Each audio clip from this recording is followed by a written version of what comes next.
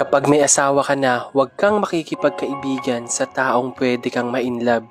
Totoo yan, lalo na kung wala kang kontrol sa sarili mo. Kapag may katrabaho kang na-attract ka, umiwas ka na.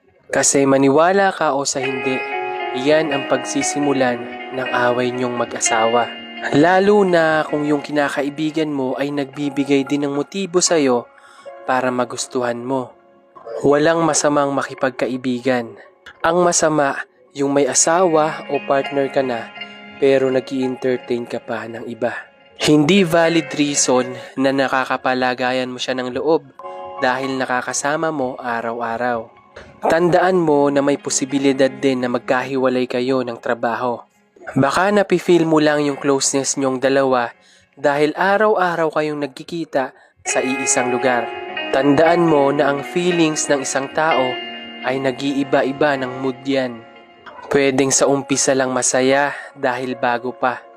Lagi nating iisipin na pumapasok tayo dahil sa trabaho, hindi dahil sa katrabaho. Walang masama dyan kung single ka, pero kung taken ka na, magtigil ka. Makonsensya ka sa partner mo na umaasang panghabang buhay ka na. Lagi mong ilalagay sa isip mo na huwag kang magpapadala sa tukso ng mga katrabaho mo.